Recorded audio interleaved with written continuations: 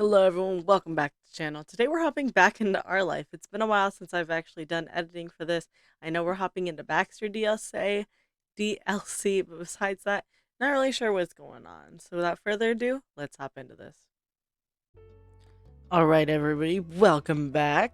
Today, Baxter's DLC release. It is May... Wait, is it May? Yes, it's May 19th. It just released today, and here we are for Baxter's DLC. So, I loaded into the save that I had that I saved where we completed all of the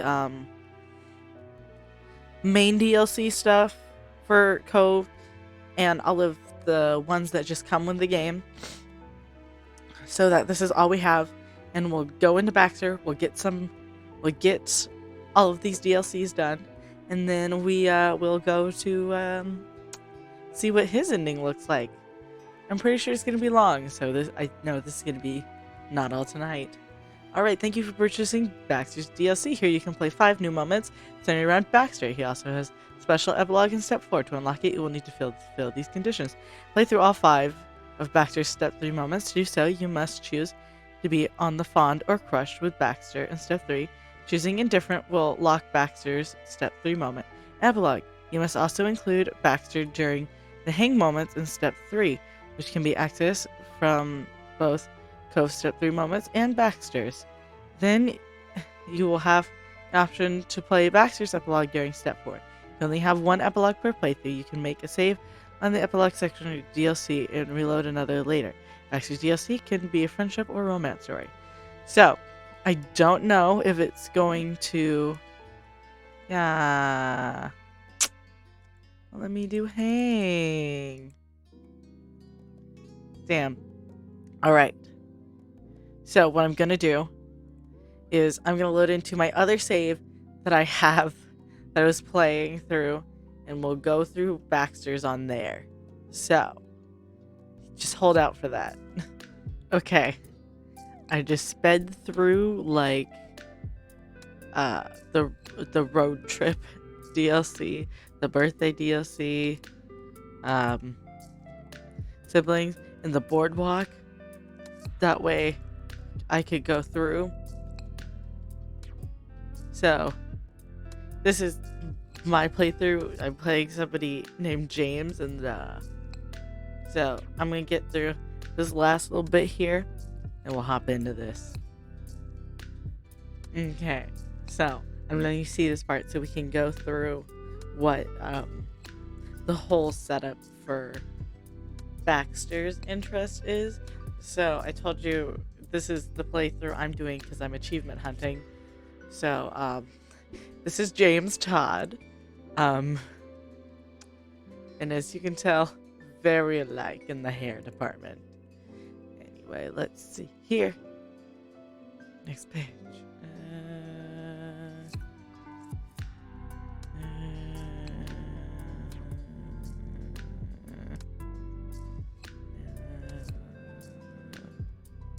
Alright, done there. And we're still fond, but relax. Ready. Yes.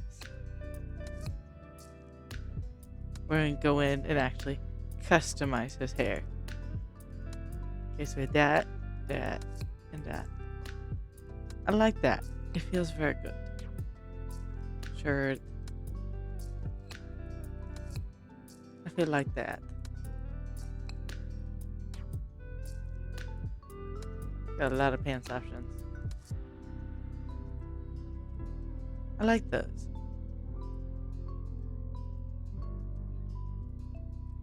Yeah. I like those. Yeah. Ugh, pajamas.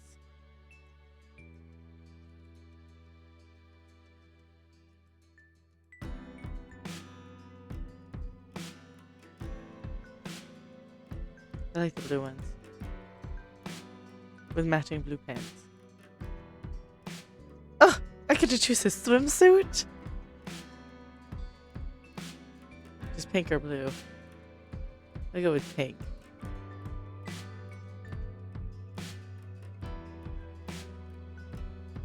We'll go with that one.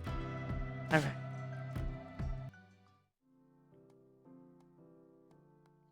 What about the Baxter things? Alright. We'll be back when we get to the Baxter stuff.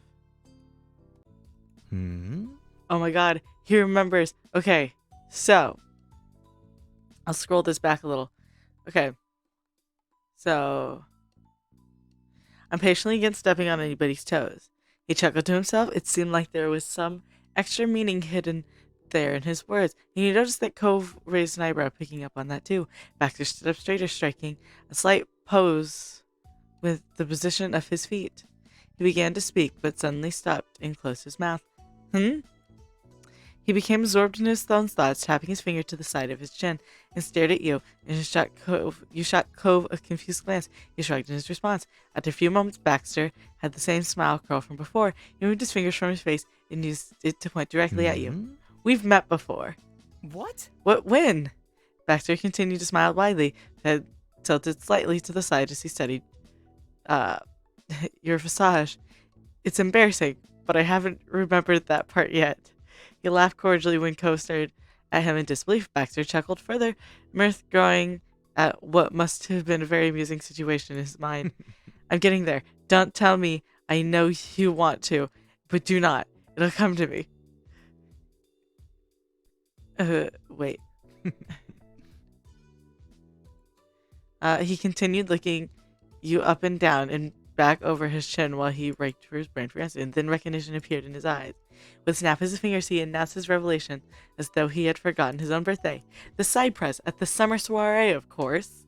Okay, so when you play the Derek DLC, if you don't play soiree with Cove and you go with Derek, you guys sneak away from the party and go to this like dance recital thing that he's at, and you meet him.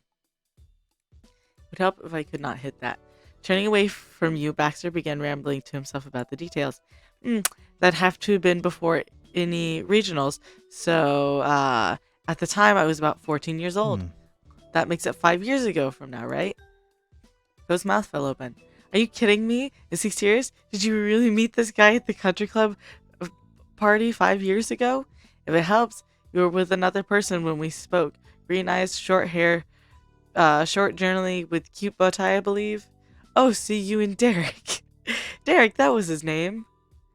You didn't remember him at all. Yeah, you were shocked, but yes, you did meet him once before. There are no words if it did happen. How did you remember it? Whoa, that's right. You shook your head. That's right. Really? You nodded. It took his explanation to get the memory of the guy who you and Derek chatted with coming back to you. His eyes started between you and Baxter again. The instigator of this discussion lightly gestured with hand response. It's good not to forget a face. Cove, remember when I told you the crazy story about Derek and I accidentally crashing at the group's party one time? Yeah. That was what he was talking about. Really helped us out back there, Baxter. It's unbelievable that we're meeting again. Did you succeed in sneaking to our soiree? And say, we need to know, did he? I did. Thank you for asking. Huh. Why were you there? You see, my parents are members of the Cypress. I happened to be there in that particular location for an event related to my dance circuit. That was the chosen venue because they already had experience with the business and other branches. To be honest. Funnily enough, their entire reason they joined was for the connections they could make with other members there. Looks like that perk has finally hit for me too. Originally, I thought it was only any good since I could occasionally dance there. Baxter suddenly stopped and stood up straighter. He grinned. Dance? Oh yes, that's what I was going to say. I'm a ballroom dancer, hence the phrasing earlier. Oh, I don't know much about dancing, but that's pretty cool. It's not that hard once you get the basics down. Cove didn't look convinced at all. Baxter took his cue to keep talking. Well, he grinned in a way that was rapidly becoming familiar to you. If either of you are ever looking for a partner, I'm available. Cove frowned at the overt forwardness. Thanks. I'll pass, I think. I'll take you up on the offer sometimes. I'd rather not. I could probably show you some moves. You didn't answer the question. We'll take him up. I look forward to that then. After that, there was a lull in conversation, and Cove attempted to fill it. What made you decide Sunset Bird? Oh yes, well my parents rented a condo, so I had a place to stay while I'm off for a semester versus from college and not living in the dorms. There was a playful glint in Baxter's eyes as he continued. Honestly. Ideally, they wanted to send me somewhere that wasn't too exciting, but lucky for me, they picked the wrong street. Considering the two of you live here, Cove was practically reeling over how Baxter found a way to fit in comments like that to every single topic thus far. Why do you keep doing that? You don't know us. Talk like you already do. Cove spoke firm, yet genuinely confused, and Baxter smiled cautiously. I don't feel the need to keep words of praise to myself, and when I say something, I mean it. See? Plus, what's the point of spending my off semester alone? The best part of being somewhere new is getting to interact with new people. And I'm hoping the first person who's acknowledged your... And I'm honestly the first person... Am I honestly the first person who's acknowledged you're attractive and intriguing people? True, you're hidden away in this tiny tourist trap, but still. Baxter crossed his arms after studying your face a few more seconds, decided to continue. Am I only trying to score hookups and get romantic flings started by saying those things? No, isn't the point of speaking well of others. I was raised better than that. Though, would I be fussed if that's what my words led to? Also no. I'm flexible, not a surprise, I can back off with the lines if you don't like the attention, but I would like to be friends if we can. Cove wasn't sure how to respond. He glanced at you, continued to look at your face when he spoke. Thanks for answering. I don't think I'm interested in that. Maybe not the friend thing, but the other part doesn't bother me. I'd appreciate it if you didn't do that with me. Find it pretty interesting. You'll probably annoy a lot of people, so they're unsure how to react. Doesn't bother me. Glad we're working things out. Shifting his weight to his other foot, Baxter tried to move forward. So, since you were both already out here, did my arrival interrupt anything? Definitely not. He smiled and silently agreed. You laughed, scared away. You looked away nervously. Told Baxter that you're both waiting to see who was going to move in. That condo hasn't had a new renter in my entire life. We had to see who was moving in now. Baxter laughed at the immensely pleased with your response. I'm getting a reputation in this town already. Not bad. Well, if either of you are free, I'd be thrilled to hang out this summer, but we can save the schedule talks for later. I should get my things and go inside. He gave a small nod, small nod of the head, and flashed you both a dazzling smile. Goodbye for today. Bye. Cove gave a small wave as well. Bye, Baxter. See you. Baxter then turned on his heels and strolled back to his suitcase, picking up and bringing it to his condo. You and Cove were silent as Baxter unlocked the door and disappeared inside the house. I cannot believe that. He remembered us, and I'm glad I went back and did Derek's DLC while I was doing this. That way I could have that moment. Anyway, I will cut to whenever we actually start the Baxter stuff, because I've been recording for 29 minutes and we finally got here. Alright. So, didn't take very long after I cut it. Anyway, choose your feelings for Baxter. This is how you feel towards Baxter. With this step, it can be the same or different from how you feel towards Cove. We're gonna have a crush on this dude. He's the love interest for this run, okay? Cove was for my first run. Derek was for my second. Baxter's for my third. Let's go.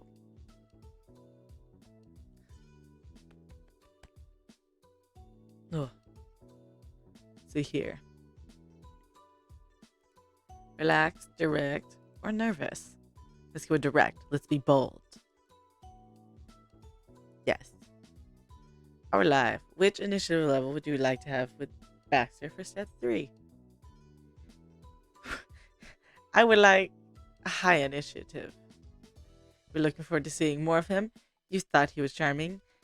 You didn't think too much about it. I'm sure you feel. You thought he gave a pretty bad first impression. Charming. You weren't really, you really weren't sure when, but at some point Baxter won you over. You were curious to get to know him better. Laughing quietly, you wondered how Baxter would fit in with the rest of the neighborhood. Turning your attention back to Cove, you pushed all your thoughts of Baxter aside and started making your way towards town. Okay, now we get to finally pass that. We get to cut to actual Baxter DLC. And then, after I go through Baxter, I'm going to go through everything on my own, and then we'll get to see what his ending looks like. Okay, so the conversation turned, and I think we're actually getting more Baxter content now. I haven't even gotten through the introduction to the chapter. Well, the stage, not chapter. There was affection in Terry's extended metaphor, but Cove still frowned at the almost certainty correct assessment of how his connection with Baxter was going to develop. Oh. I don't like snails. How about sea turtles and Terry? Not hoping. I like snails, and I like you. You shouldn't talk badly about. Excuse me, snails are great. You chuckled as Cove patted. He hadn't completely grown up. I like snails, and I like you. Order me the General Tisso's chicken. I'll get his number. Inspired by the name of her meal, or perhaps her meal was inspired by the sudden mission. Terry gave a military salute before being around. Miranda and Cove simply watched in disbelief. Hold on, I'll go with you. Darted after. He stood there blind. Bye, Terry. You're making a mistake. Leaving your orders with us. Wait. I can come too. Hold on, I'll go with you. We're going. James! Cove gave a halting yell, but he had no intention of stopping you. He just had more foresight than you in that instance. What are we going to order for you then? Oh! Lowered your pace down and glanced. Every shoulder called out. Chow mein, lo mein, fried rice, beef broccoli, orange chicken, another general sauce. Mugun gai pan, sweet and sour pork, teriyaki chicken, Szechuan beef, spare ribs, chop suey. Don't want anything. Teriyaki chicken. All right. He let you go, and you found when you looked ahead that Terry stopped in her tracks. She waited for you after you announced your intentions of joining. Thanks. I knew you were a bud. The trip back wasn't long. You'd barely left your neighborhood before the announcement of this change in plans, but there was no time to lose. Together you sped down the sidewalk around the bend. In a few minutes you'd returned to the familiar slope street. Terry's feet took her halfway down the road, back down between your house and Cove's. It was a force of habit. Which is his? She asked the question so naturally, you almost missed realizing that she wouldn't have known where to go if she had decided to come after. Even if you hadn't decided to come after her. Almost. But you had come because you didn't want to go alone. You want to see Baxter. It worked out for you both, but this was more fun than waiting around. You'd let it slide. You didn't know why you'd done that. Terry got lucky. I want to see Baxter. You pointed a finger toward one of the rectangular houses back up higher the hill. She passed right by. That's it? Ooh, glad you're here. Let's go. She lifted in reverse upward to what had been the Forbidden Fortress. The former danger that haunted those halls had been released and instead was claimed by a proper gentleman. Terry fiercely rang the doorbell. She'd never understood the true terror of the Donnells, but one might think there'd be some hesitation in the action. After all, she was still approaching a home of someone familiar to her that she hadn't known which house it was. But they would have thought wrong. Terry remained fully confident in the decision. You stood at her side with hardly more justification to be doing this. The door opened and there was the man that you'd met 30 minutes ago. Baxter had said goodbye for today when he left. Then, what an overestimation of how long it'd be before you once again show him your face. Oh, he must have believed that he said that because seeing you raised his brow and put questioning edge in his exclamation. Why were you back? After initial recognition, though, his features all smoothed out over his default expression, lidded eyes, and a curved smile. Pleasure. James, it's a pleasure to see you. And you, Baxter's head angled squarely at Terry. It was a playful tilt. You weren't there before. You kept still keeping his face turned to Terry. His deep brown eyes shifted towards you. James must be popular to have such a rotating collection of company. I expected as much. Baxter blinked, and it was as if he'd never taken focus from Terry for even a second. His attention was on her so fixedly. He held out a hand decorated with sleek black rings to her and gave her a cordial introduction. Nice to see you. I'm Baxter Ward. How nice to meet you. The offered hand received a sprightly slap, a side five in place of a handshake. I'm Terry, a friend of your neighbor's. His interest was piqued. Baxter far less subtly looked between the individuals making a house call, trying to gauge the motivation for it with no hint to go off if he settled for asking directly. How are you? I see, and what can I do for you, my neighbor and friend of my neighbor's? Terry was gonna come either way, but I thought I'd check in. Is the condo nice? It's lovely.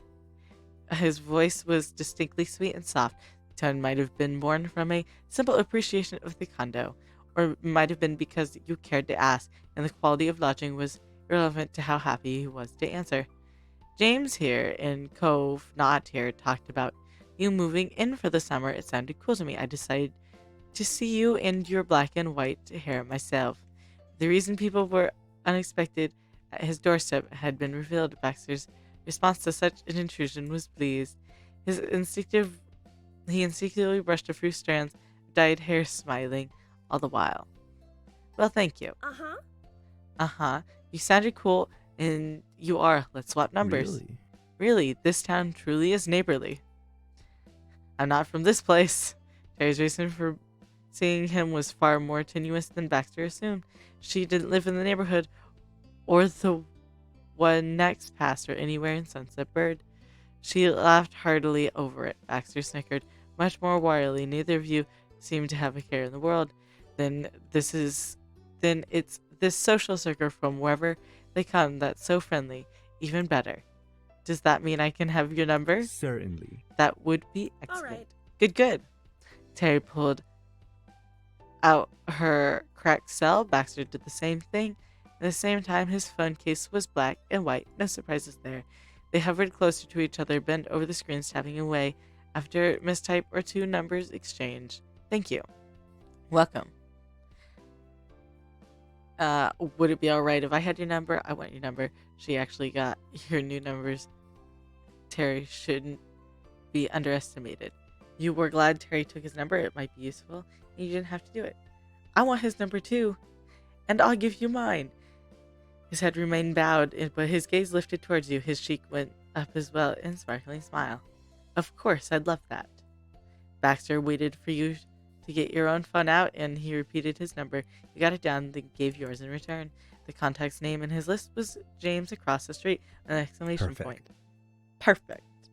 He slid his phone into his back pocket. Honestly. And I must admit, I was not expecting this vacation to go as well as it has. Even with a generous estimation of my sociability, I imagine I'd need a week or more to find someone to exchange numbers with. Instead, I have two friends in the very instant I arrive. Oh, Baxter, this isn't even all. Since you've seen me, James, and Cove, it's only a matter of time before you meet Miranda too. And there's still Liz, obviously. Maybe even Lee will make an appearance. The news of yet more strangers being invited into Baxter's vacation had no visible impact on him. He replied contentedly and calm. I look forward to all of that. As you should. Now we need to make haste. There are other matters we must attend to. Lunch awaits. With that's one way to put it. Baxter's formal tone seemed to be rubbing off on Terry. Then I won't keep you. I hope to see you again soon. Though, please feel free to text or call anytime. Have a good day. Same. Bye, Baxter. Exactly. Enjoy your day. Yeah, see you later. Take care. You nodded at him. You waited quietly to go. See you later. Come on, James. Get my awkward ass out of there. Like two shots, he went off up the road. Baxter didn't move an inch from the entryway as you left. Neither you nor Terry spoke on the race to the restaurant. The clock was ticking. Every second longer you took would be another drop of degrees in the warmth of your meal. You stopped to catch your breath only when you were under the shaded awning of the Chinese restaurant. Terry wiped her fully exposed forehead with her palm. Finally. Making friends works up an appetite. Yeah, good thing we're about to eat. You entered the building together, leisurely pretending to be normal people who arrived for lunch in a totally reasonable way. Terry explained to the hostess up front uh, that a table should already be prepared for her and you with two others. One who's short and in shorts, cute freckles, big purple eyes, and a lacy top. She's shy and probably didn't say much, but the hostess politely stopped Terry, babbling with a raised hand, and before she even began to describe Cove, that was plenty to get the idea across. You were directed towards the center of the dining area. So this is different. There was also another additional thing of text, but I didn't record that. But now you get to see this little differentiation in the update. Also, the loading, there's now a loading screen when you open it, and it is also adorable. Well, a loading screen when you open the game that is also adorable. Miranda and Cove were there, speaking quietly. In front of them was nothing more than 4 cups of water and a plate of 3 spring rolls. The dish was supposed to have 4. As sure as Baxter loved black and white, you knew it was Cove who ate the one that was missing. Even if food technically ended up in Cove's stomach before the two of you returned, an appetizer had to be cheating. Harry meant the main course, and it was not there yet. You could still take it as a win. She certainly did. Hey, we made it! Hey! Terry, James, hi! Chris lingered on Cove's face showed he'd been worrying about the result of unexpected pit stop until the moment you both appeared. But since you'd strode up so victoriously, he was reassured enough to already joke about it. You barely made it. You know, we ordered a while ago, and this appetizer is already here. Ah, close, but it is making it. Did my good friends get what I requested? The sudden premise of Terry's speech was lost on Miranda. She didn't understand that a bit of Baxter had been brought to the restaurant with the two of you. Yes, I got it. General Toso's chicken for you and teriyaki chicken for James. Thank you. Ah, yes, thank you. One of the empty seats was filled as Terry plopped down, satisfied after a job well done. You took the last remaining chair. So, did you actually see him and get his number? We did. Cove glanced your way, his wavy brows raised in surprise. We was clearly the word that was on his mind. You continued with comfortable ease. I got his number, too. Huh. Wow. The group had settled into usual rhythm. When your proper meals arrived a few minutes later, you ate and talked, and not once did the topic return to the element of the unknown Baxter Ward. But he remained stuck in the corner of your mind. After many seasons in the sleepy town, you had expected of what the summer of 2016 would look like. It had been all too easy to imagine. Sure, you graduated high school. Your life wasn't going to be the same anymore. It was too soon for that warp the existence you had for over a decade. At least you thought so. And yet there was Baxter. He was something you did not counted in a single one of your vacation plans you couldn't have until barely an hour ago. Now his number was on your phone. A new world, one you had no grasp on, was already poking its way into your old routine, and it had come in the form of black and white ballroom dancer. You were lucky the final days of familiar comfort had come, but the first sight beyond that was charming young man asking you to spend time together. The rest of the afternoon and evening passed by in a blink of an eye. When the night fell, it was time to head home, and you parted ways with Miranda and Terry. You and Cove reached your neighborhood without event. It was late enough that your out-of-the-way street was dark and silent. You were walking tiredly after such a long day. You strode with skipping your step. You ambled along. Cove was piggyback ride. It was a long day out and about, and you appreciated that you could rely on him to make things more comfortable for you. You tightened your grip on Cove and turned your head ever so slightly, peering at his face out of the corner of your eye. You wondered why he felt so distant to you. It was out of character.